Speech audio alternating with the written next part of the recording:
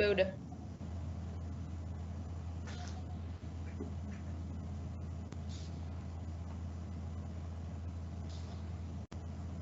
Oke, kita mulai ya presentasi pada hari ini. Assalamualaikum warahmatullahi wabarakatuh. Pada kesempatan video kali ini, kami dari kelompok 3 akan menjelaskan mengenai rancangan sistem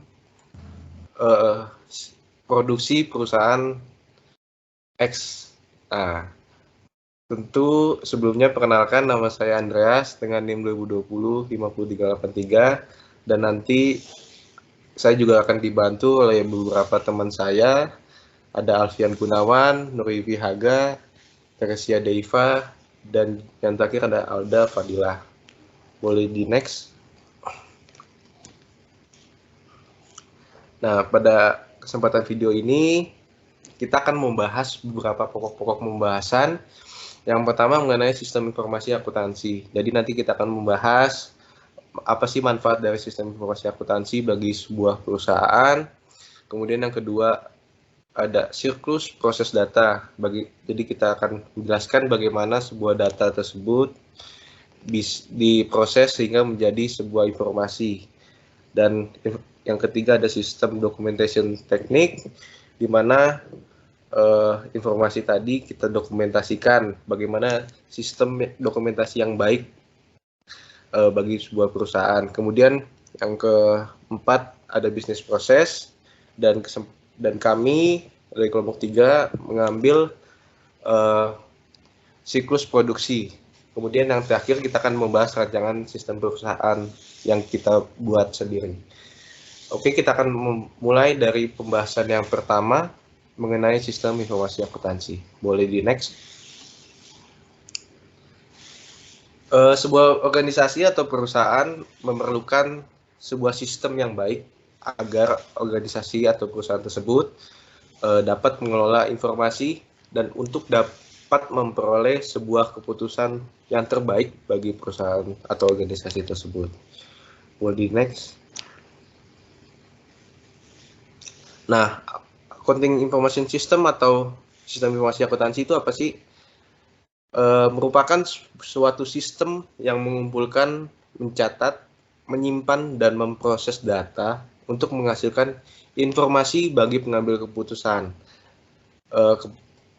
Akuntansi adalah sistem informasi. Jadi ada keterkaitan nih dari sistem informasi dengan akuntansi, karena sistem informasi akuntansi mengumpulkan, mencatat, menyimpan, dan memproses akuntansi dan data lainnya untuk menghasilkan informasi bagi pengambil keputusan. Boleh di next. Nah, ini adalah 6 komponen dalam sistem informasi akuntansi. Yang pertama ada pengguna sistem atau orang yang menggunakan sistem. Kemudian ada prosedur dan instruksi yang digunakan untuk mengumpulkan, memproses, dan menyimpan data. Kemudian yang ketiga ada data tentang organisasi dan aktivitas perusahaan tersebut. Kemudian ada perangkat lunak yang digunakan untuk mengolah data. Kemudian ada didukung juga dengan infrastruktur teknologi informasi, termasuk komputer, perangkat peripheral, dan perangkat komunikasi jaringan yang digunakan dalam accounting information system. Kemudian yang selanjutnya ada kontrol internal dan langkah-langkah keamanan untuk melindungi data AIS, dan itu yang terakhir. Kemudian selanjutnya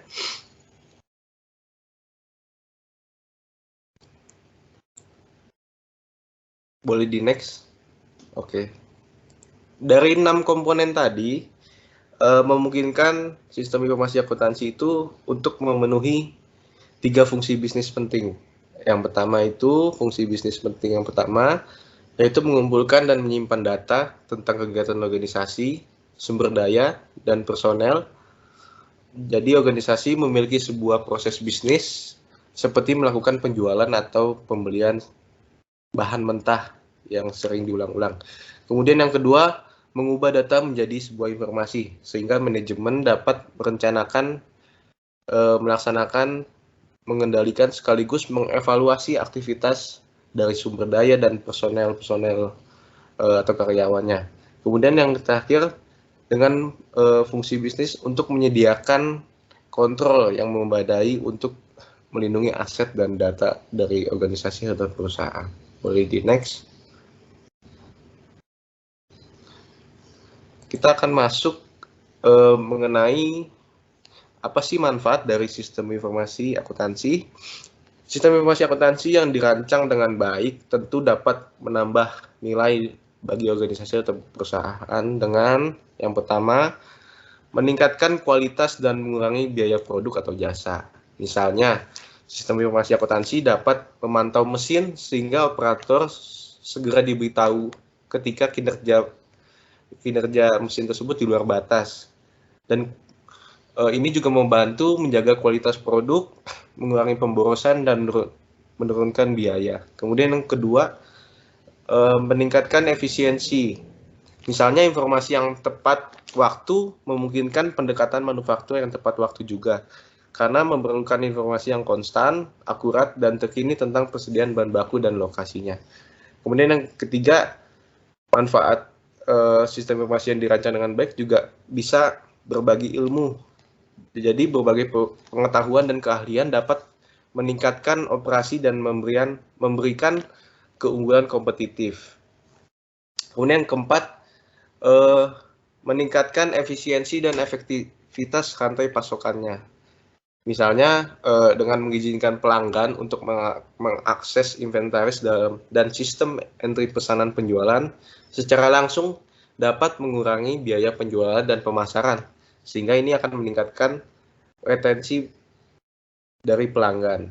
Kemudian yang kelima, memperbaiki struktur pengendalian internal, di mana AIS dengan struktur pengendalian internal yang tepat dapat membantu juga untuk melindungi sistem dari penipuan, kesalahan, kegagalan sistem, dan suatu bencana.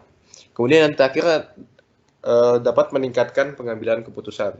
Tentu peningkatan pengambilan keputusan sangat penting dan akan dibahas di slide selanjutnya. Boleh di next. Nah, AIS atau Accounting Information System dapat menggunakan kecerdasan buatan atau artificial intelligence dan analisis data atau data analitik untuk mengembangkan atau meningkatkan pengambilan keputusan. Sistem informasi akuntansi dapat membantu dalam proses pengambilan keputusan dengan menyediakan informasi yang mengurangi ketidakpastian, memberikan umpan balik tentang efektivitas keputusan sebelumnya, memberikan informasi secara tepat waktu, dan mengidentifikasi situasi yang memerlukan tindakan manajemen. Kecerdasan buatan atau artificial intelligence ini menggunakan sistem komputerisasi untuk mensimulasikan proses kecerdasan manusia seperti pembelajaran, penalaran, dan perbaikan diri.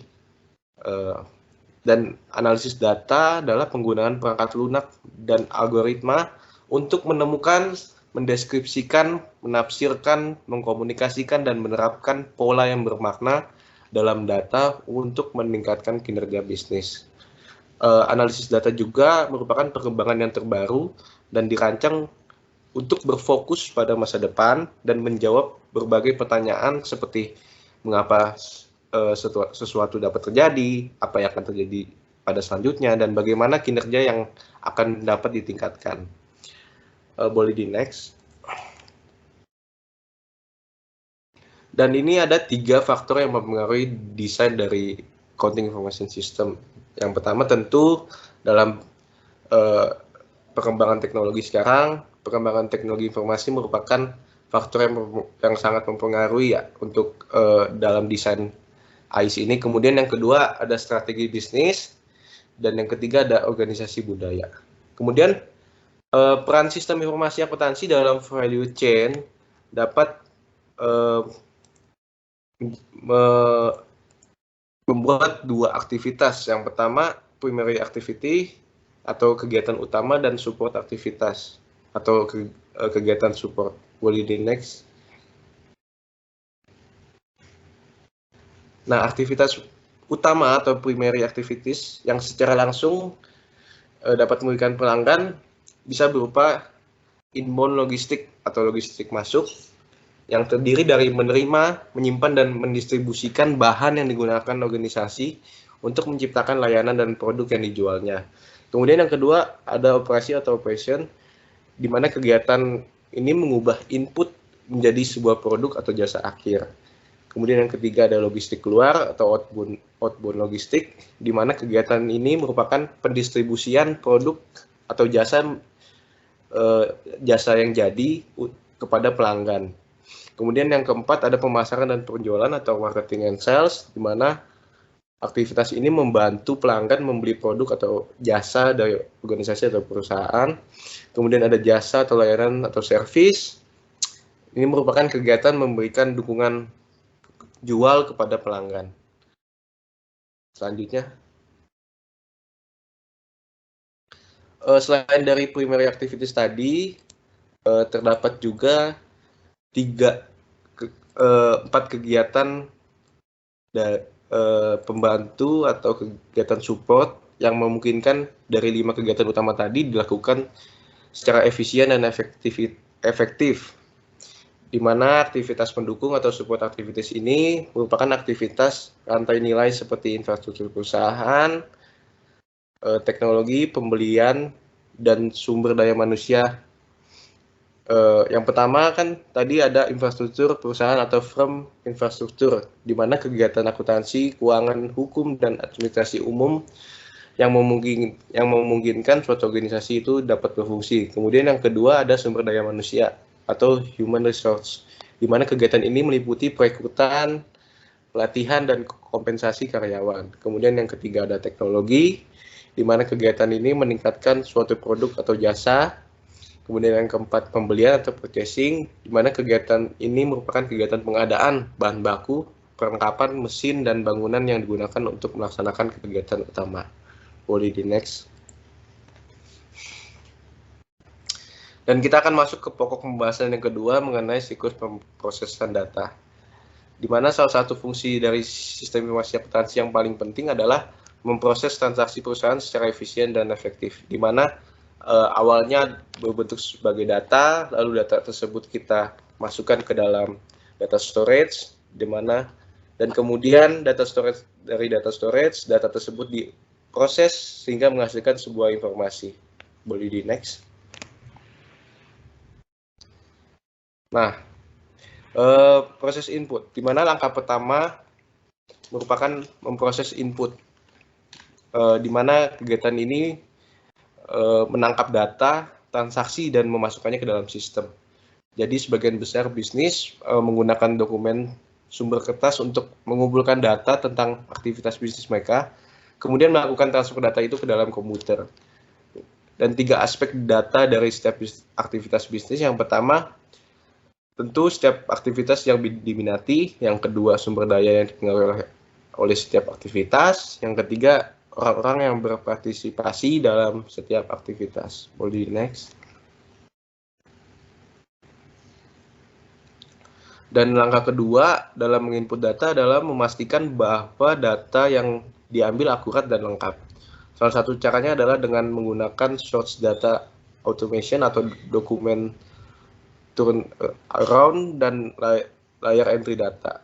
Nah, dokumen turnaround ini adalah output perusahaan yang dikirim ke pihak eksternal yang sering menambahkan data ke dokumen dan kemudian dikembalikan ke perusahaan sebagai dokumen input. Boleh next.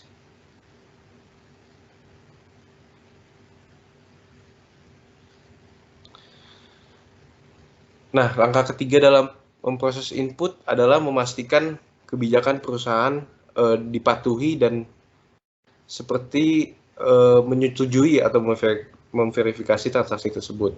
Masalah yang mungkin timbul dalam proses ini dapat dicegah dengan memprogram sistem untuk memeriksa batas kredit pelanggan dan riwayat pembayaran, serta status inventaris sebelum menginformasi ke penjualan pelanggan.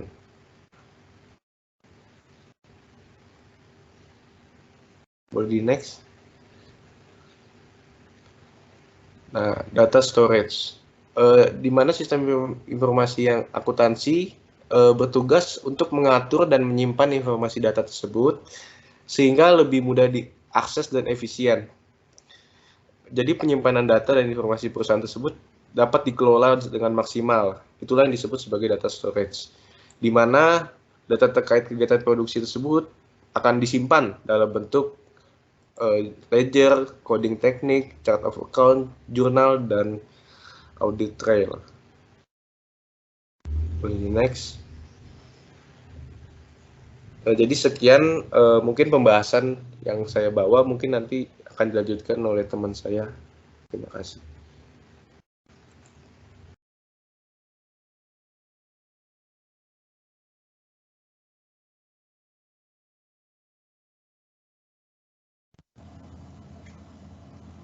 Selanjutnya ada ledger, yaitu informasi akuntansi kumulatif yang disimpan dalam buku besar umum dan buku besar pembantu. Buku besar umum berisi data tingkat ringkasan untuk setiap akun aset, kewajiban, ekuitas, pendapatan, dan pengeluaran. Kalau buku besar pembantu itu berisi data terperinci untuk setiap akun buku besar umum dengan banyak sub akun individual. Selanjutnya ada data coding teknik Q, dibagi menjadi 4. Yang pertama sequence codes, yaitu item yang diberi nomor secara berurutan untuk memperhitungkan semua item. Yang kedua ada block codes, yaitu blok angka yang dicadangkan untuk kategori data tertentu.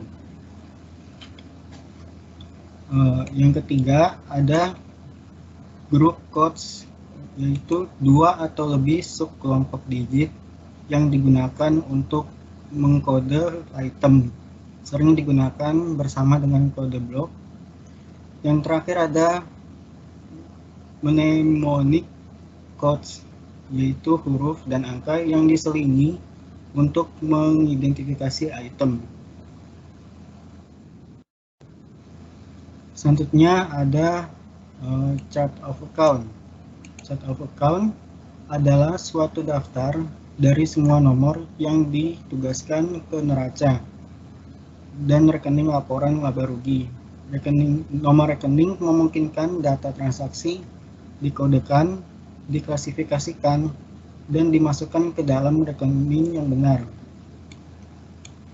Selanjutnya ada jurnal, yaitu entry jurnal yang menunjukkan akun dan jumlah yang akan didebit dan dikredit. Terbagi menjadi 2, yaitu jurnal umum dan jurnal khusus. Kalau jurnal umum itu digunakan untuk mencatat transaksi yang jarang atau tidak rutin, seperti pembayaran pinjaman dan jurnal penyesuaian serta penutup akhir periode. Kalau jurnal khusus itu mencatat sejumlah besar transaksi berulang, seperti penjualan, penerimaan kas, dan pengeluaran kas. Selanjutnya ada audit trail, yaitu jalur yang memungkinkan suatu transaksi ditelusuri melalui sistem pemrosesan data dari titik asal ke titik luar, atau mundur dari output ke titik asal. Hal ini digunakan untuk memeriksa keakuratan dan validitas posting buku besar, dan untuk melacak perubahan akun buku besar dari saldo awal ke saldo akhir. Selanjutnya ada data processing, yaitu setelah data aktivitas bisnis dimasukkan ke dalam sistem, data harus diproses untuk menjaga agar database tetap terkini. Selanjutnya ada CRUD, create, read, update, and delete. Yang pertama, create, yaitu membuat catatan baru seperti menambahkan karyawan baru ke database penggajian. Yang kedua, read, yaitu membaca, mengambil, atau melihat data yang ada. Yang ketiga, update, yaitu memperbarui data yang disimpan sebelumnya. Dan yang terakhir, delete, yaitu menghapus data seperti membersihkan file induk vendor dari semua vendor yang tidak lagi berbisnis dengan perusahaan. Selanjutnya ada informasi output. Informasi output ini dibagi menjadi 3, yaitu ada dokumen, laporan, dan respon query. Yang pertama kita akan membahas dokumen, yaitu catatan transaksi atau data perusahaan lainnya. Misalnya cek dan faktur yang akan dikirimkan ke pihak eksternal. Dan dokumen lainnya seperti laporan penerimaan dan permintaan pembelian digunakan secara internal. Yang kedua ada laporan. Laporan digunakan oleh karyawan untuk mengontrol kegiatan operasional dan oleh manajer untuk membuat keputusan dan merumuskan strategi bisnis. Yang ketiga ada respon query, yaitu basis data yang digunakan untuk menyediakan informasi yang diperlukan untuk menangani masalah dan pertanyaan yang memerlukan tindakan atau jawaban cepat.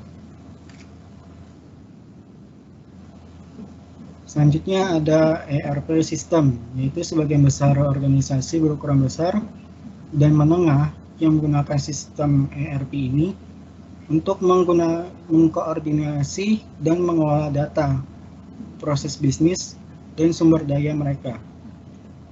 Sistem ERP ini ada keuntungan dan kerugiannya.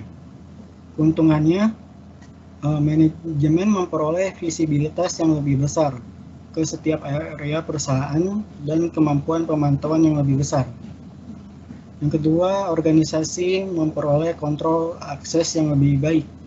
Yang ketiga, layanan pelanggan meningkat. Yang keempat, pabrik manufaktur menerima pesanan baru secara real time dan otomatisasi proses manufaktur mengarah pada peningkatan produktivitas. Adapun kerugiannya yaitu lamanya jumlah waktu yang dibutuhkan, perubahan pada proses bisnis, kompleksitas, dan resistensi. Selanjutnya kita masuk ke sistem documentation technique. Dokumentasi menjelaskan bagaimana suatu sistem bekerja, termasuk siapa, apa, kapan, di mana, mengapa, dan bagaimana data entry, pemrosesan data, penyimpanan data, keluaran informasi, dan kontrol sistem. Cara populer untuk menyiapkan dokumentasi yang dapat dibaca manusia termasuk diagram, flowchart, tabel, dan representasi grafis lainnya dari data dan informasi.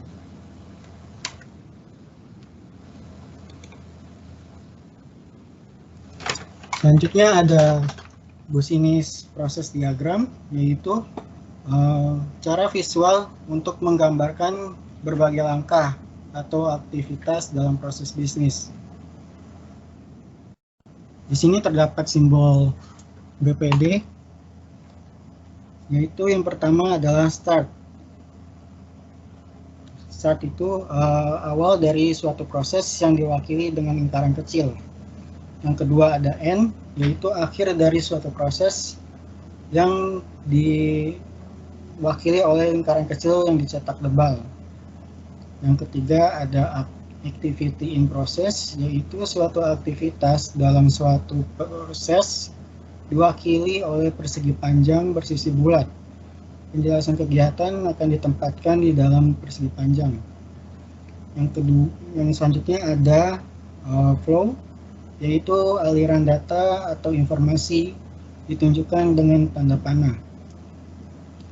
Selanjutnya ada decision, yaitu keputusan yang dibuat selama proses diwakili oleh berlian. Penjelasan keputusan akan ditempatkan di dalam simbol. Selanjutnya ada annotation information, yaitu informasi yang membantu menjelaskan proses bisnis dimasukkan ke dalam BPD dan jika diperlukan panel putus-putus yang ditebalkan diambil dari penjelasan pada simbol tersebut. Ada flowchart, yaitu teknik analitis bergambar yang digunakan untuk menggambarkan beberapa aspek dari sistem informasi dengan cara yang jelas, ringkas, dan logis. Berikut ada simbol-simbol flowchart. Yang pertama dari input dan output simbol. Ada dokumen, yaitu dokumen atau laporan elektronik atau kertas. Yang kedua ada multiple copies of one paper document, yaitu diilustrasikan dengan tumpang tindih simbol dokumen dan mencetak nomor dokumen di muka dokumen di sudut kanan atas. Selanjutnya ada electronic output, informasi yang ditampilkan oleh perangkat keluaran elektronik seperti terminal, monitor, atau layar. Selanjutnya ada electronic data entry, yaitu simbol entry atau keluaran data elektronik digunakan bersama untuk menunjukkan perangkat yang digunakan untuk keduanya. Yang terakhir ada electronic input and output device, yaitu simbol entry dan keluaran data elektronik yang digunakan bersama menunjukkan perangkat yang digunakan untuk keduanya. Selanjutnya ada bagian proses simbol. Ada dua, yaitu computer processing, yaitu fungsi pemrosesan yang dilakukan komputer, biasanya menghasilkan perubahan data atau informasi. Yang kedua ada manual operation, yaitu proses operasi yang dilakukan secara manual. Yang selanjutnya ada storage symbol, ada tiga, yaitu yang pertama database, yaitu data yang disimpan secara elektronik dalam database. Yang kedua ada magnetic tape, yaitu data yang disimpan pada pita magnetik atau kaset, adalah media penyimpanan cadangan yang paling populer. Selanjutnya ada jurnal atau ledger, yaitu jurnal dan buku besar akuntansi berbasis kertas. Selanjutnya kita masuk ke flow and miscellaneous symbol. Yang pertama ada flow, yaitu arah pemrosesan atau aliran dokumen, aliran normal turun ke kanan. Yang kedua ada communication link, yaitu transmisi data dari suatu lokasi geografis ke lokasi lain melalui jalur komunikasi. Yang selanjutnya ada on-page connector, yaitu menghubungkan aliran pemrosesan pada halaman yang sama. Penggunaannya menghindari garis-garis yang melintasi halaman. Selanjutnya ada off-page connector, yaitu entry dari atau keluar ke halaman lain. Selanjutnya ada terminal, yaitu akhir, awal, atau titik interupsi dalam proses. Yang juga digunakan untuk menunjukkan pihak eksternal. Selanjutnya ada decision, yaitu langkah pengambilan keputusan. Yang terakhir ada annotation, yaitu penambahan komentar deskriptif atau catatan penjelasan secara klarifikasi. Selanjutnya ada data flow diagram, yaitu suatu deskripsi grafis tentang aliran data dalam organisasi, termasuk sumber atau tujuan data, aliran data, proses transformasi, dan penyimpanan data. Berikut simbol-simbol data flow diagram. Yang pertama ada data source and destination, yaitu orang-orang atau organisasi yang mengirim data dan menerima data dari sistem yang diwakili oleh kotak persegi. Tujuannya data tersebut disebut data sink. Selanjutnya ada data flow, yaitu aliran data masuk atau keluar dari suatu proses diwakili oleh garis lengkung atau lurus dengan panah. Selanjutnya ada transformation processes, yaitu proses yang mengubah data dari input ke output, diwakili oleh lingkaran Mereka sering disebut sebagai gelembung. Selanjutnya ada data stores, yaitu penyimpanan data diwakili oleh dua garis horizontal. Yang terakhir ada internal control, yaitu suatu pengendalian internal yang diberi nomor dan dijelaskan dalam tabel terlampir. Selanjutnya berikut data-data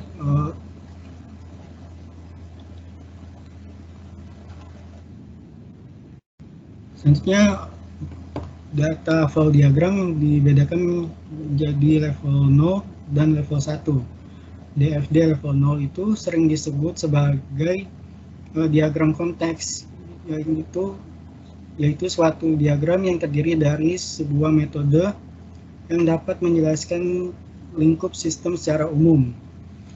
Dan DFD level 1 itu diagram lanjutan dari konteks diagram atau DFD level 0, di mana proses yang ada di dalam sistem lebih rinci dan lengkap karena proses utama yang dipecah menjadi beberapa subproses dengan fungsi masing-masing.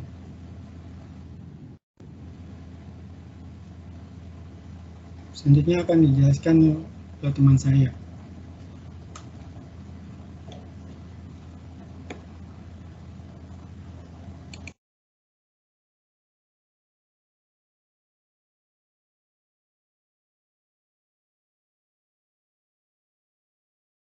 Oke, selanjutnya ada bisnis proses, yaitu kesepakatan antara dua pihak untuk melakukan tukar barang atau jasa, seperti contoh menjual barang kepada pelanggan, membeli persediaan dari pemasok, dan membayar karyawan.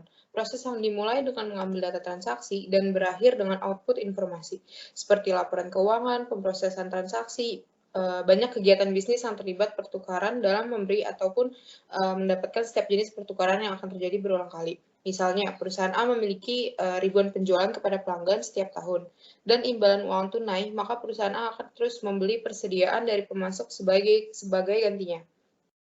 Lalu pertukaran ini dikelompokkan menjadi 5 proses, yaitu ada the revenue cycle, atau siklus pendapatan, yaitu barang dan jasa yang dijual dengan uang tunai atau membuat suatu perjanjian untuk menerima uang tunai dengan waktu yang telah disepakati. Lalu yang kedua ada expenditure cycle atau siklus pengeluaran, yaitu perusahaan membeli persediaan untuk dijual kembali atau bahan mentah untuk digunakan dalam memproduksi produk dengan imbalan uang tunai atau janji untuk membayarnya dengan waktu yang telah disepakati.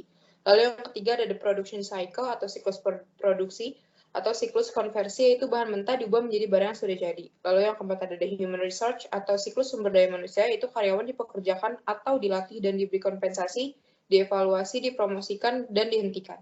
Lalu yang terakhir ada the financing cycle atau siklus pembiayaan, yaitu perusahaan menjual saham perusahaan kepada investor dan meminjam uang, di mana investor dibayar dividen dan bunga dibayarkan atas pinjaman. Next. Lalu ada production cycle, yaitu siklus produksi ialah kegiatan bisnis yang berulang dan operasi pemrosesan informasi yang berkaitan dengan pembuatan produk. Nah, siklus ini terkait dengan subsistem lainnya dalam sistem informasi perusahaan. Nah, prosesnya itu sistem informasi siklus produksi ini mengintegrasikan data operasional dan keuangan dari banyak sumber. File bill of material menyimpan informasi tentang komponen produk, dan file daftar operasi berisi informasi tentang cara membuat masing-masing produk. Departemen teknik mengakses kedua file untuk mengembangkan spesifikasi produk dan merancang produk yang sama dengan mengakses buku besar dan file inventaris untuk informasi yang dibutuhkan dan menghitung biaya desain produk alternatif. Nah, Departemen Penjualan memasukkan informasi tentang perkiraan penjualan dan pesanan pelanggan. Perencanaan produksi di Departemen menggunakan informasi itu, ditambah data tentang tingkat persediaan saat ini untuk mengembangkan jadwal produksi induk dan buat catatan baru dalam file pesanan produksi untuk diotorisasi produksi barang tertentu. Pada saat yang sama, catatan baru itu ditambahkan ke file dalam proses kerja untuk mengumpulkan data biaya. Nah, permintaan bahan dikirim ke toko persediaan, departemen untuk mengotorisasi pelepasan bahan baku, manufaktur yang terintegrasi dengan komputer antar muka mengirimkan instruksi rinci ke workstation pabrik. Lalu trade control-nya itu database berisi data master tentang spesifikasi produk dengan persediaan. Oleh karena itu, resiko data master yang tidak akurat atau tidak valid, data yang tidak akurat tentang operasi pabrik dapat mengakibatkan penetapan biaya produk yang penilaian persediaannya yang salah. Catatan inventaris yang tidak akurat dapat mengakibatkan dalam kegagalan untuk memproduksi barang jadi secara tepat waktu atau produksi yang tidak perlu. Kesalahan dalam spesifikasi produk atau tagihan bahan dan daftar operasi dapat mengakibatkan desain yang buruk produk. Untuk mencegah perubahan yang tidak sah pada data produksi, menegakkan kontrol akses yang tepat dan memisahkan tugas yang mengharuskan mengontrol atau CFO meninjau dan menyarankan konfigurasi pengguna yang tepat dalam sistem ERP integrasi. Nah, ancaman lain adalah pengungkapan informasi produksi yang tidak sah, seperti perdagangan rahasia dan perbaikan proses yang memberikan keunggulan kompetitif bagi perusahaan. Selain itu, data sensitif seperti prosedur yang tepat untuk diikuti dalam pembuatan produk tertentu. Next. Nah, di sini ada production design, yaitu langkah pertama dalam siklus produksi ini adalah desain produk. Tujuannya untuk menciptakan produk yang memenuhi persyaratan pelanggan dalam hal kualitas, daya tahan, dan fungsionalitas, sekaligus meminimalkan biaya produksi. Kriteria ini sering bertentangan satu sama lain, membuat desain produk menjadi tugas yang menantang. Nah, prosesnya itu menentukan nomor bagian, deskripsi, dan jumlah setiap komponen yang digunakan dalam produk. Yang kedua adalah daftar yang menentukan urutan dari langkah-langkah yang harus diikuti dalam membuat produk. Peralatan apa yang digunakan dan berapa lama setiap langkah harus mengambil. Alat seperti perangkat lunak manajemen siklus hidup produk ini dapat membantu peningkatan efisiensi dan efektivitas proses desain produk. Perangkat lunak PLM ini terdiri dari 3, yaitu ada komponen utama, perangkat lunak komputer atau CAD untuk merancang produk baru. Perangkat lunak manufaktur digital mensimulasikan bagaimana produk tersebut akan diproduksi. Dan perangkat lunak manajemen data produk yang menyimpan semua data yang terkait dengan produk. Nah, kontrolnya itu desain produk yang buruk, kenaikan biaya, dan beberapa cara itu menggunakan terlalu banyak komponen unik ketika memproduksi produk serupa, meningkatkan biaya yang terkait dengan pembelian dan pemeliharaan persediaan bahan baku.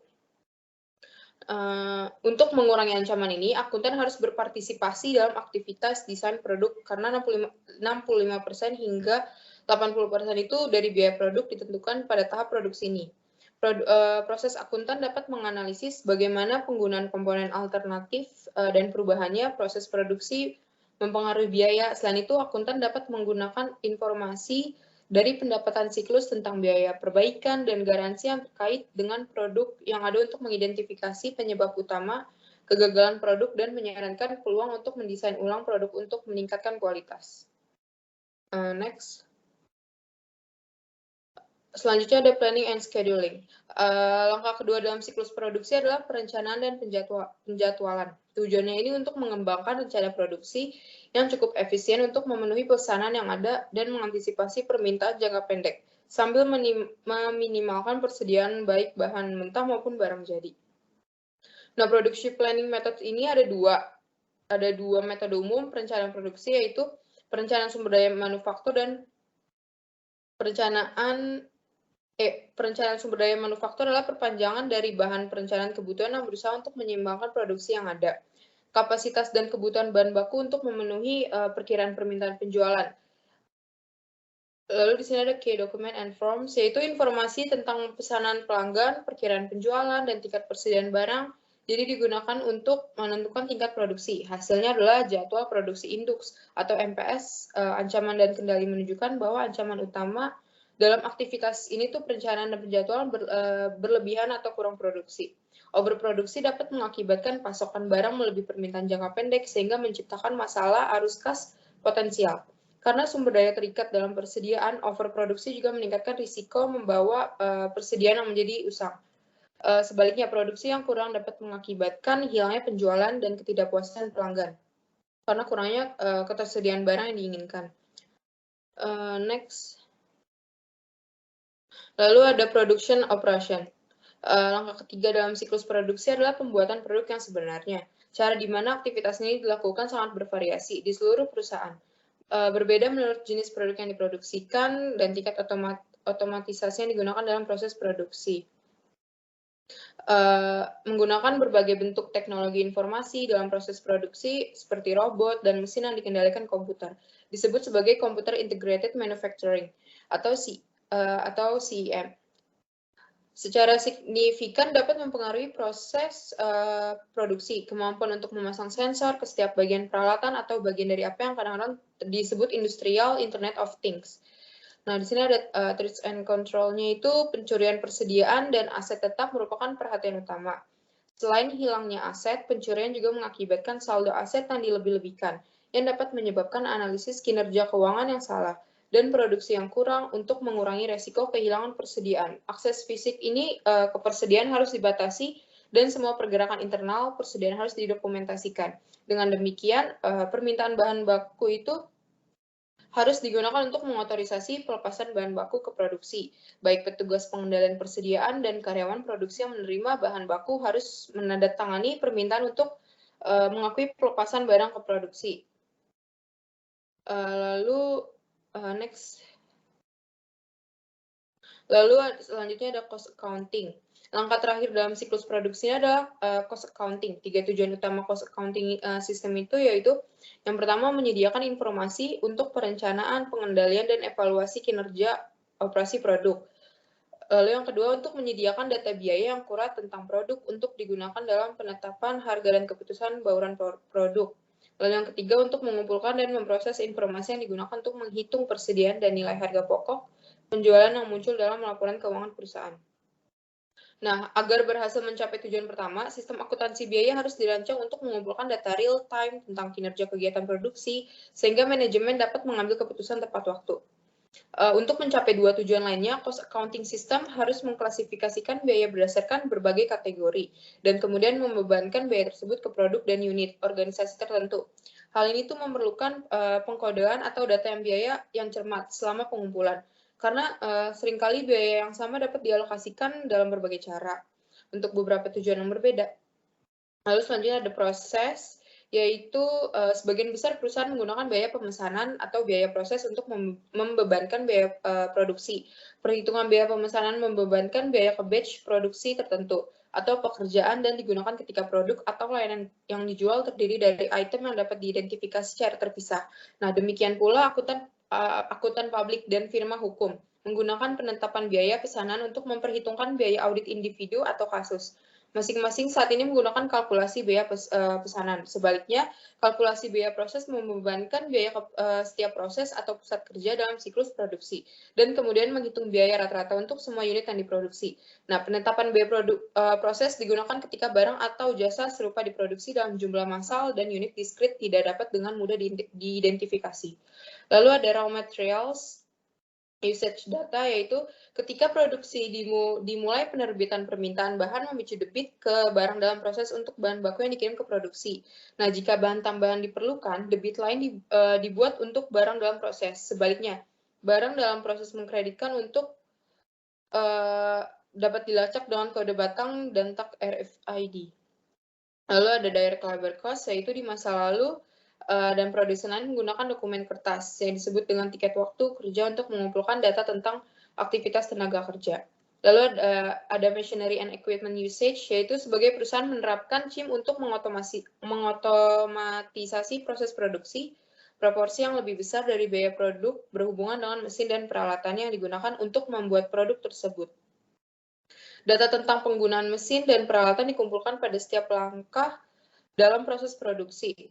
Nah, seringkali bersama dengan data tentang biaya tenaga kerja. Misalnya ketika pekerja merekam aktivitas mereka di stasiun kerja tertentu, sistem juga dapat merekam informasi yang mengidentifikasi mesin dan peralatan yang memasang kabel di pabrik sehingga setiap peralatan terhubung ke sistem komputer. Hal ini untuk meningkatkan efisiensi produk, akibatnya banyak perusahaan manufaktur mengganti koneksi kabel tersebut dengan teknologi nirkabel. Lalu selanjutnya ada manufacturing overhead cost, yaitu biaya manufaktur yang tidak layak secara ekonomi untuk ditelusuri langsung ke pekerjaan atau proses tertentu, dianggap sebagai overhead manufaktur. Contohnya termasuk ke biaya air, listrik, dan utilitas lainnya, seperti persediaan lain-lain seperti sewa, asuransi, dan pajak properti untuk pabrik-pabrik, dan gaji pengawas pabrik. Selanjutnya ada risk and control, misalnya data biaya yang tidak akurat dapat mengakibatkan keputusan yang tidak tepat tentang produk mana yang harus dibuat dan cara penetapan harga jual saat ini. Kesalahan dalam catatan persediaan dapat menyebabkan kelebihan atau kekurangan produksi barang. Lalu ada improve control with activity-based costing system, yaitu sistem biaya tradisional menggunakan basis yang digerakkan oleh volume seperti tenaga kerja langsung atau jam mesin. Untuk membebankan biaya overhead ke produk, banyak biaya overhead bagaimanapun untuk bervariasi secara langsung dengan volume produksi, biaya persiapan dan penanganan bahan. Misalnya, bervariasi dengan jumlah batch berbeda yang dijalankan bukan dengan jumlah total unit yang diproduksi. Jadi pengalokasikan jenis biaya overhead ini ke produk berdasarkan volume output melebih-lebihkan biaya produk yang diproduksi dalam jumlah besar. Lalu ada sistem penetapan biaya berdasarkan aktivitas berbeda dari sistem akuntansi biaya konvensional dan 3 hal penting. Yang pertama itu ada menggunakan kemajuan IT untuk melacak proporsi yang lebih besar dari biaya overhead ke produk. Lalu yang kedua ada menggunakan lebih banyak kumpulan biaya untuk mengakumulasikan biaya tidak langsung atau overhead manufaktur. Sementara sebagian besar sistem biaya tradisional menyatukan semua biaya overhead. Sistem penetapan biaya berdasarkan aktivitas membedakan 3 kategori overhead yang terpisah. Yang pertama ada overhead terkait batch, contohnya termasuk biaya setup, inspeksi, dan penanganan material. Sistem biaya ini berdasarkan aktivitas mengakumulasikan biaya ini satu batch dan kemudian mengalokasikannya ke unit yang diproduksi dalam batch tersebut. Lalu yang kedua ada overhead terkait produk. Biaya ini terkait dengan keragaman lini produk perusahaan. Contohnya termasuk penelitian dan pengembangan ekspedisi, pengiriman dan penerimaan, peraturan lingkungan, dan pembelian. Sistem biaya berbasis aktivitas mencoba untuk menghubungkan biaya ini dengan produk tertentu bila memungkinkan. Lalu yang terakhir ada biaya overhead seluruh perusahaan. Kategori ini mencakup biaya seperti sewa atau pajak properti. Biaya ini berlaku untuk semua produk. Dengan demikian, sistem biaya berbasis aktivitas biasanya mengalokasikan menggunakan tarif departemen atau pabrik. Lalu ada improve control with innovative performance metrics, yaitu pendekatan modern untuk memproduksi seperti line manufacturing berbeda secara signifikan dari produksi massal tradisional. Satu perbedaan utama adalah pengurangan nyata dalam tingkat persediaan barang. Jadi karena produksi dijadwalkan sebagai tanggapan atas permintaan pelanggan, bukan proyeksi berdasarkan tahun-tahun sebelumnya. Meskipun ini bermanfaat dalam jangka panjang, seringkali hal ini menciptakan penurunan jangka pendek dalam profitabilitas yang dilaporkan. Dengan demikian, biaya produksi persediaan tidak diakui sampai produk dijual. Ketika sebuah perusahaan beralih dari produksi massal ke manufaktur ramping, itu mengurangi tingkat persediaan yang ada, dengan hasil bahwa biaya yang dikeluarkan pada periode sebelumnya untuk membuat persediaan itu sekarang dibebankan. Next. Selanjutnya akan dilanjutkan oleh teman saya. Terima kasih. Selanjutnya ada rancangan sistem informasi akuntansi perusahaan. Next. Latar belakang perusahaan. Perusahaan kami latar belakangnya itu kopi. Kopi merupakan salah satu minuman yang sangat diminati oleh berbagai kalangan masyarakat. Mulai dari kalangan anak muda hingga kalangan orang dewasa sangat gemar meminum kopi. Kopi merupakan minuman yang dapat dinikmati dalam kondisi apapun, baik saat pagi hari, siang, hingga malam hari. Banyaknya peminat kopi diikuti juga dengan banyaknya produsen kopi, mulai dari penjualan kondisi coffee shop dan kopi instan, baik dalam bentuk bubuk maupun siap saji. Perusahaan X merupakan salah satu perusahaan yang memproduksi kopi instan, baik bentuk kemasan bubuk dan juga minuman kopi siap saji. Perusahaan ini baru akan berdiri pada awal tahun 2022 dan kelompok kami akan membuat rancangan sistem perusahaan tersebut, mulai dari struktur organisasi hingga kami akan menjelaskan salah satu bisnis proses yang terjadi, yaitu production cycle. Next.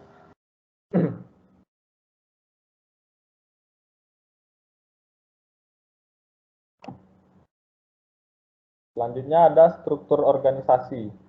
Yang pertama ada Dewan Komisaris. Tujuan utama Dewan Komisaris adalah mengawasi direksi dalam menjalankan kegiatan dan mengelola perseroan. Di bawahnya ada direksi. Perseroan dipimpin oleh direktur utama yang dibantu oleh ke-8 anggota direksi lainnya dalam mengelola usaha perseroan. Direktur utama bertanggung jawab dalam mengembangkan arahan strategis perseroan dan memastikan bahwa seluruh target dan tujuan telah tercapai. Di bawahnya ada komite audit. Dibentuk dan disusun untuk memenuhi ketentuan dalam peraturan Badan Pengawas Pasar Modal dan Lembaga Keuangan. Misi komite audit adalah membantu Dewan Komisaris dalam menjalankan peran pengawasan dengan mengkaji laporan keuangan perseroan. Yang keempat ada audit internal. Audit internal bertanggung jawab untuk mengevaluasi efektivitas sistem pengendalian internal, memastikan bahwa seluruh prosedur telah dilaksanakan sesuai dengan ketentuan dan tepat waktu. Yang kelima ada sekretaris perusahaan. Sekretaris perusahaan berfungsi sebagai penghubung antara perseroan dengan institusi pasar modal, pemegang saham, dan masyarakat. Sekretaris perusahaan juga bertanggung jawab untuk memastikan kepatuhan pada peraturan dan ketentuan pasar modal, memberikan saran kepada direksi tentang pengubahan peraturan, serta mengatur pertemuan direksi. 6. Ada manajemen operasional. Setiap manajer operasional bertanggung jawab kepada direksi atas setiap kegiatan operasional perusahaan, mengkoordinir kegiatan operasional, serta sebagai penentu kebijakan operasional. Di sampingnya ada manajemen korporasi. Setiap manajer korporasi memiliki fungsi masing-masing sebagai pengelola kegiatan perseroan. Divisi korporasi meliputi pengelolaan keuangan, controller, corporate, purchasing, central marketing, dan lain-lain. Yang kedelapan ada investor relation. Tanggung jawab utama investor relation adalah untuk mengkomunikasikan secara proaktif kinerja keuangan perseroan maupun informasi lainnya secara konsisten. Yang terakhir ada pengendalian internal dan manajemen resiko. Manajemen kopi bertanggung jawab dalam pembentukan dan penerapan pengendalian internal yang memadai, perkiraan resiko dan pengelolaan resiko melalui sistem yang dirancang untuk memberikan keyakinan yang memadai bagi manajemen dan direksi. Selanjutnya ada chart of account.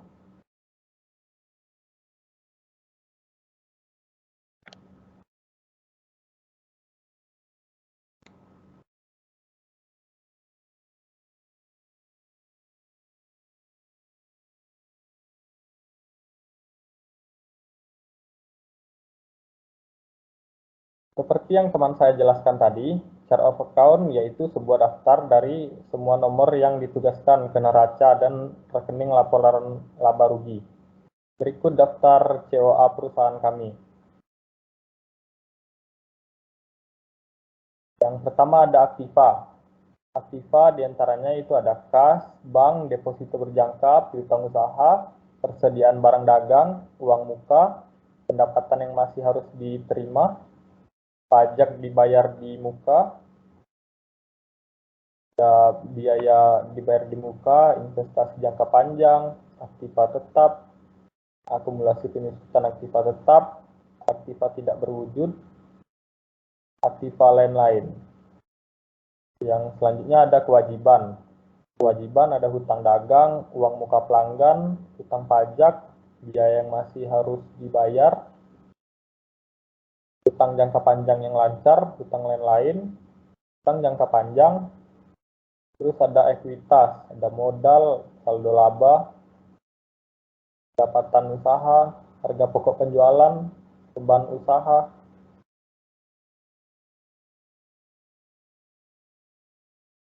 penghasilan lain-lain, dan beban lain-lain. Next.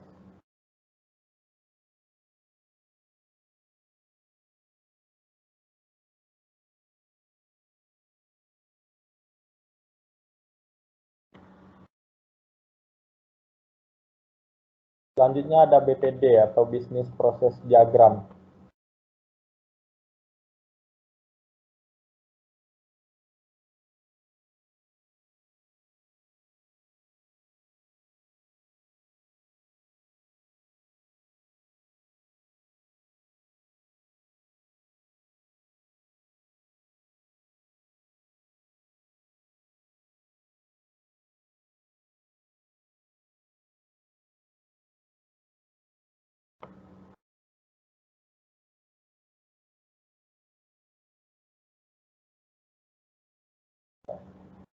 Dari tabel penjelasan di atas, dijelaskan bahwa retail mengorder pesanan pada sales marketing. Lalu, sales marketing mengcopy customer order dan memasukkannya ke dalam file. Selanjutnya, sales marketing merekonsili dokumen dan melakukan desain produk. Selanjutnya, mereka menyiapkan bill of material dan disimpan ke dalam file. Di baris keempat ada produk, planning, scheduling, and control. Tugasnya yaitu mendapatkan status peralatan, lalu menyiapkan perintah kerja. Di baris kelima ada work center, yang bertugas untuk menyiapkan status peralatan, apakah peralatan itu bisa digunakan atau tidak, dan selanjutnya mereka memulai produksi. Di baris keenam ada storekeeping, yang gunanya untuk mengambil bahan mentah di store. Di baris ketujuh ada inventory control, yang bertugas untuk menyiapkan status inventaris. Di baris ke-8 ada cost accounting, yang tugasnya untuk menghitung total biaya produksi dan biaya unit.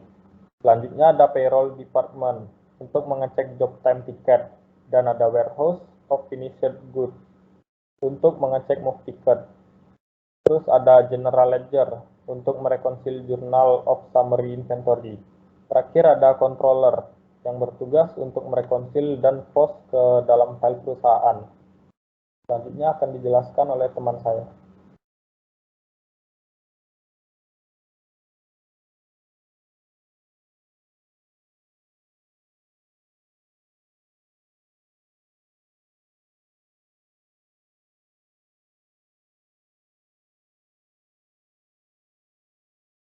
Oke, selanjutnya ada DFD atau Data Flow Diagram dari kelompok kami. Sistem informasi siklus pendapatan menyediakan informasi yang digunakan untuk merencanakan tingkat produksi dan produksi. Sebagai imbal baliknya, sistem informasi siklus produksi mengirimkan informasi siklus pendapatan tentang barang yang telah diproduksi dan tersedia untuk dijual. Informasi tentang kebutuhan bahan baku dikirim ke sistem informasi siklus pengeluaran dalam bentuk permintaan pembelian. Sebagai gantinya, sistem siklus pengeluaran memberikan informasi tentang perolehan bahan mentah dan tentang pengeluaran lain yang termasuk ke dalam overhead pabrik. Informasi tentang kebutuhan tenaga kerja dikirim ke siklus penggajian manusia yang sebagai imbalnya menyediakan data tentang biaya dan ketersediaan tenaga kerja. Akhirnya, informasi tentang harga pokok produksi dikirim ke buku besar. Next.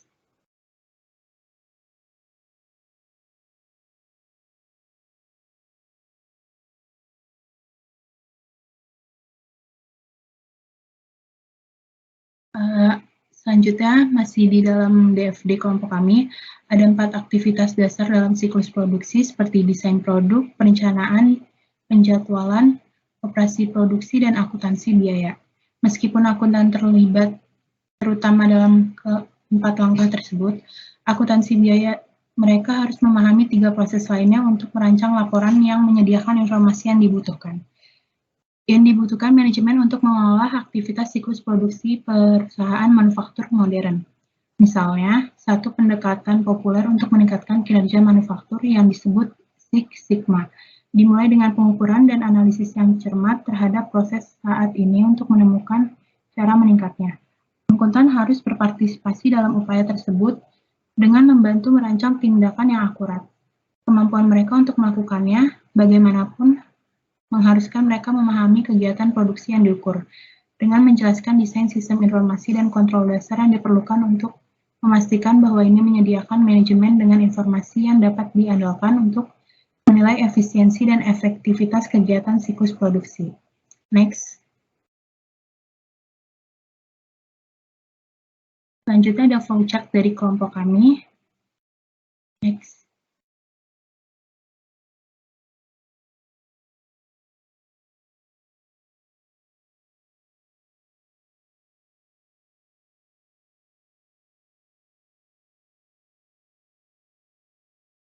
Pada flowchart Departemen Penjualan dan Pemasaran, di sini terima pesanan pelanggan, lalu salin pesanan pelanggan, 3 salinan yaitu desain produk, perencanaan produk, penjadwalan, kontrol file internal.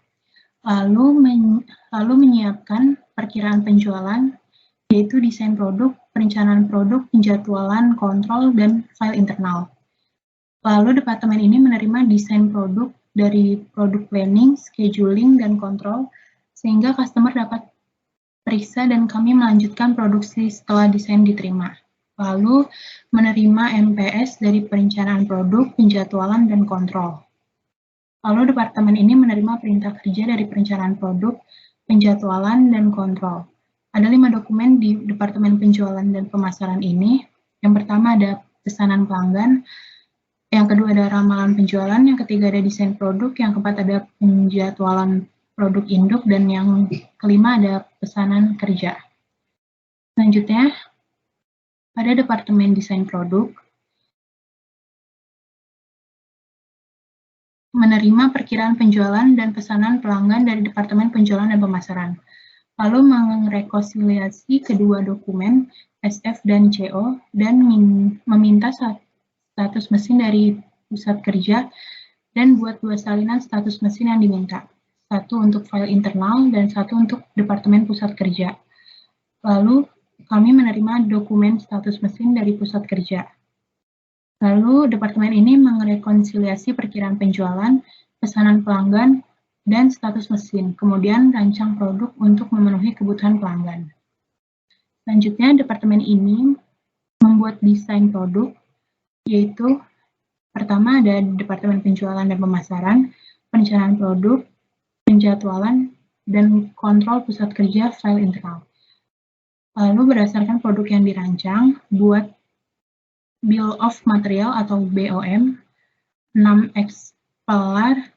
Yang pertama ada perencanaan produk, yang kedua ada penjadwalan, yang ketiga ada kontrol, yang ketiga ada kontrol pusat kerja, yang keempat ada penyimpanan toko, yang kelima ada akuntansi biaya, dan yang keenam ada kontrol persediaan file internal. Lalu, departemen ini membuat daftar operasi, yaitu perencanaan produk, penjadwalan dan kontrol, dan yang terakhir ada pusat kerja file internal. Lalu, departemen ini menerima MPS dari perencanaan produk, penjadwalan, dan kontrol. Lalu, departemen ini menerima perintah kerja dari perencanaan produk, penjadwalan, dan kontrol Departemen Perencanaan, Penjadwalan, dan Pengandalian Aktivitas. Untuk menentukan bahan persyaratan operasi, lalu membuat MPS. Yang pertama, kita menerima perkiraan penjualan dan pesanan pelanggan dari Departemen Penjualan dan Pemasaran. Lalu departemen ini merekonsiliasi 2 dokumen, SF dan CO, dan meminta status inventaris dari inventory controller. Dan buat 2 salinan status permintaan inventaris, satu untuk PPSC sendiri dan satu untuk Departemen Kontrol Inventaris. Lalu, departemen ini menerima status inventaris ketersediaan dari inventory control. Jika bahan baku tidak cukup, maka inventory control akan menaikkan purchase requisition atau PR ke purchasing departemen untuk membeli bahan baku tambahan. Lalu mendapatkan status mesin dari work center. Jika mesin tidak mencukupi, maka work center akan menaikkan purchase requisition atau PR ke purchasing departemen untuk membeli mesin yang dibutuhkan. Lalu menerima BOM dan daftar operasi dari desain produk. Lalu merekonsiliasinya semua dokumen dengan dokumen yang disebutkan di atas seperti BOM, OL, IS, dan MS.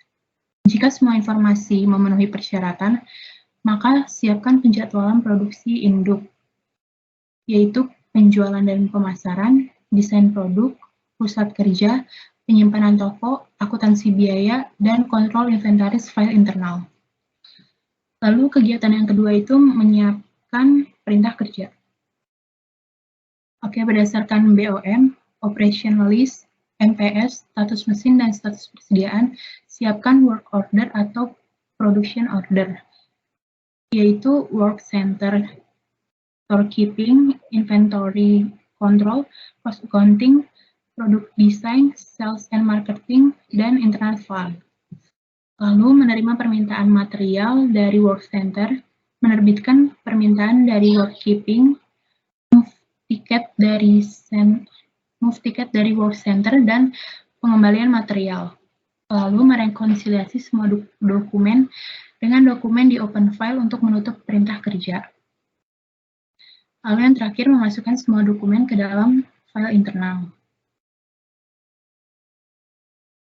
Oke, selanjutnya Departemen Produksi dan Pusat Kerja. Yang pertama, menerima dokumen, status mesin, dan juga berdasarkan catatan mesin. Kami menyiapkan status mesin yaitu perencanaan produk, penjadwalan, dan kontrol desain produk file internal. Lalu kami menerima dokumen desain produk. Lalu setelah itu, menerima BOM dan daftar operasi dari desain produk. Lalu kami juga menerima MPS dan perintah kerja untuk perencanaan produk, penjadwalan, dan kontrol. Departemen ini juga merekonsiliasi semua dokumen dan siapkan material requisition, yaitu storekeeping, inventory control, cost accounting, product planning, scheduling, and control file internal. Lalu departemen ini menerima bahan baku bersama dengan permintaan masalah dari penyimpanan toko dan memulai produksi. Jika ada kekurangan bahan baku selama periode produksi, naikkan permintaan bahan ke penyimpanan toko. Kontrol persediaan, akuntansi biaya, perencanaan produk, penjadwalan, dan kontrol file internal. Setelah itu, departemen produk selesai. Supervisor atau manajer produksi akan memindahkan barang jadi ke gudang barang jadi dengan menyiapkan tiket pindah 4 rangkap, yaitu perencanaan produk, penjadwalan, dan pengendalian untuk penutupan perintah kerja, akuntansi biaya, gudang barang jadi beserta barang jadi file internal. Lalu departemen ini berdasarkan mingguannya siapkan tiket waktu kerja 3 eksemplar, akuntansi biaya, departemen penggajian, dan juga file internal. Lalu, departemen ini menyiapkan laporan FOH, yaitu akuntansi biaya dan file internal. Jika ada kelebihan bahan, siapkan pengembalian barang 4 rangkap, yaitu penyimpanan toko berdasarkan bahan baku, kontrol inventoris untuk memperbarui catatan, perencanaan produk, penjadwalan, dan kontrol file internal. Lalu departemen ini secara teratur menyiapkan ringkasan RA yang digunakan, tenaga kerja yang digunakan, dan FOH yang digunakan, yaitu generalizer, controller, dan internal file. Selanjutnya ada keep storing departemen. Pada departemen keep storing ini menerima status inventory, yaitu BOM, MPS, WO, dan IS, dan dimasukkan ke dalam open file. Lalu, departemen ini menerima material requisition ke work center, rekonsiliasi dengan status inventory, BOM, MPS, dan PO. Lalu, departemen ini mengambil bahan baku dari toko dan siapkan permintaan masalah, yaitu pusat kerja bersama bahan baku, kontrol inventaris untuk memperbarui catatan, akuntansi biaya untuk membuat jurnal, perencanaan produk, dan penjadwalan dan kontrol file internal. Lalu departemen ini jika ada terima dokumen pengembalian material beserta kelebihan bahan baku dari work center yang dimasukkan ke dalam toko, departemen kontrol inventaris dan departemen PPSI terima inventaris yang disiapkan status inventaris. Lalu departemen ini menyiapkan status inventaris yaitu perencanaan produk, penjadwalan, dan departemen kontrol, penyimpanan toko, dan file internal. Departemen ini menerima BOM, MPS, WO, MR, dan dimasukkan ke dalam open file. Lalu, departemen ini menerima permintaan masalah, rekonsiliasi dengan BOM, MPS, WO, MR, dan perbarui catatan inventaris. Selanjutnya, jika ada terima dokumen pengembalian material dan perbaruan catatan inventaris, secara teratur siapkan ringkasan catatan inventaris yaitu buku besar, pengendalian, dan juga file internal. Selanjutnya ada departemen akuntansi biaya.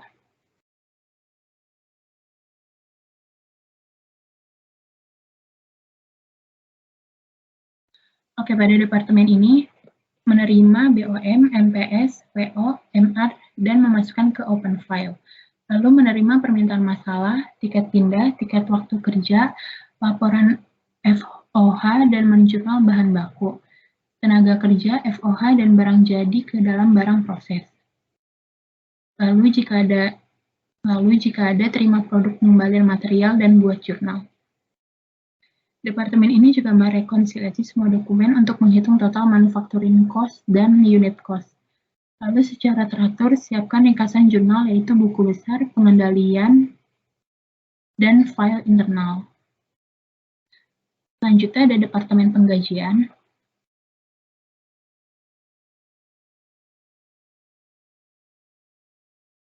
Oke, pada departemen ini menerima job time ticket dari work center dan masuk ke file internal.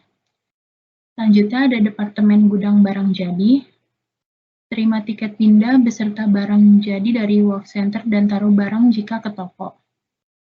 Lalu selanjutnya ada Departemen Buku Besar. Departemen ini menerima ringkasan bahan baku yang digunakan, tenaga kerja yang digunakan, FOH yang digunakan dari Departemen Pusat Kerja. Lalu menerima ringkasan catatan inventaris dari Departemen Pengendalian Inventaris. Lalu menerima ringkasan jurnal dari Departemen Akuntansi Biaya. Lalu departemen ini merekonsiliasi semua dokumen dan posting ke General Ledger. Selanjutnya ada Departemen Pengontrol.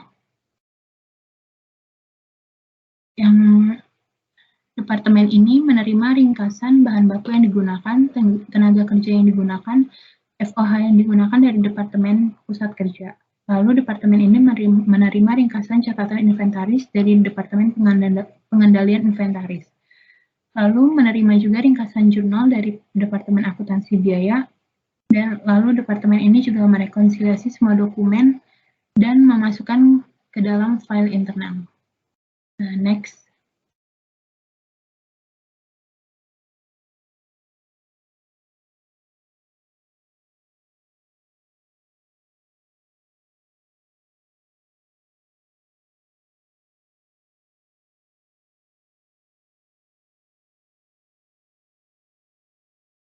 Oke, selanjutnya ada kesimpulan dari kelompok kami. Sistem informasi akuntansi adalah suatu sistem yang bertugas mengumpulkan data dari kegiatan perusahaan dan mengubah data tersebut menjadi informasi, serta menyediakan informasi tersebut bagi pihak perusahaan.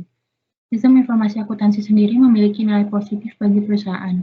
Nilai positif yang bisa perusahaan dapatkan adalah meningkatkan kualitas dan mengurangi biaya produk atau jasa, meningkatkan efisien, berbagi ilmu, meningkatkan efisien dan efektivitas rantai pasokan, memperbaiki struktur pembagian intern, dan meningkatkan pengambilan keputusan.